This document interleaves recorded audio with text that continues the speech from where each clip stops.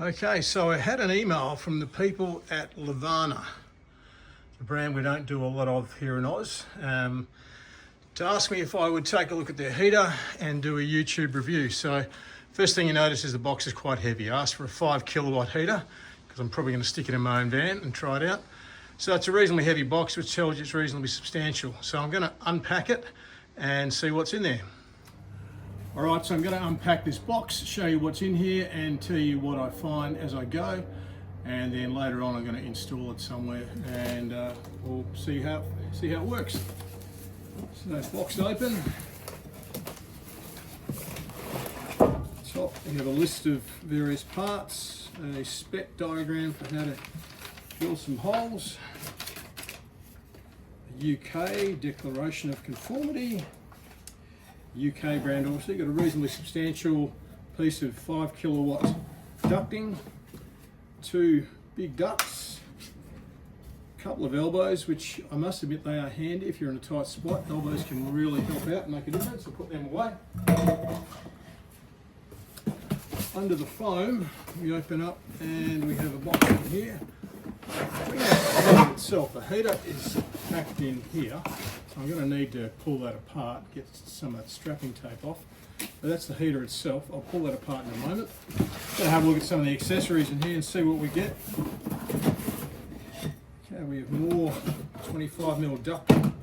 That's going to be plenty, I'm sure. Another vent, one of the mushroom type vents, another 2 vents. I won't be needing them. T-piece and an exhaust. It's all good. Yep. It's the wiring loom. It's reasonably substantial. That looks about similar standard to what I've been using with AU Focus. Probably somewhere in between the AU Focus and the Auto Term. The wiring loom. Muffler, good quality muffler, same as the AU Focus. Air filter, similar. We've got a sleeve for the exhaust. The air intake pipe. That's the fuel filter with a few fuel fittings and clamps. All there, pretty standard. A few decent screws for bolting it down to the floor. It's the white nylon pipe. Got a little pickup if you want to put it into an existing fuel tank, metal tank. It's kind of handy. There's a gasket kit and a couple of screens, which is always handy if you're going to do some servicing. This one's got a digital controller and a remote control. So I reckon this is one of the places where this one kind of kicks butt. So a nice quality digital controller and a good remote control. That is definitely a win. The Auto Term, the Webasto and the eBispatcher are all just panels that you have to get out of bed and turn on. So unless you can locate it by your bed, you got to go and get cold first thing in the morning, which no one is a fan of.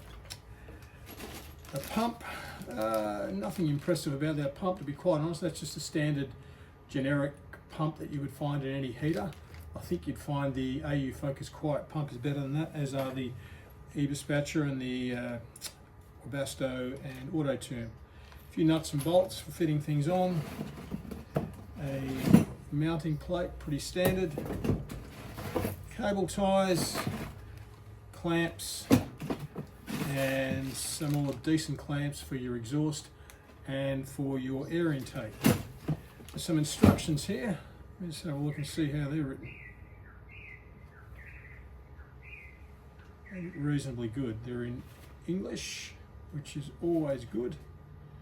A diagram, installation instructions. Yeah, look, it's not overly. I would say it's kind of standard instruction booklet. The AU Focus booklet probably a lot better than this one, but it gives you enough to get by. It doesn't give you the detail of how to do this thing. That's where we're all on YouTube and looking at things. So that's the unboxing.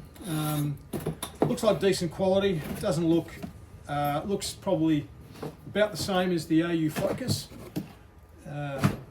probably not. We'll have a look at the heater and see how that compares, because I want to pull that apart in a moment.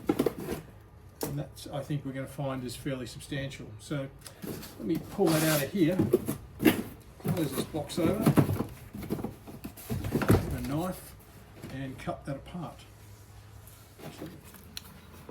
Okay, so this is the heater unit itself. It looks like a very good heater. It's a pretty substantial ECU. It's all sealed off with little plugs that go into the ECU, so it's not going to get dust and crap in there. Glow plug looks fine. There is a temperature sensor there. And one of the good things I realised as I pulled it apart was it comes with a mounting plate of this order, which can be really, really good for just getting a decent sized collar through the floor. So that looks good. Very happy with how that heater looks. I'll be interested to see how it goes when I install it.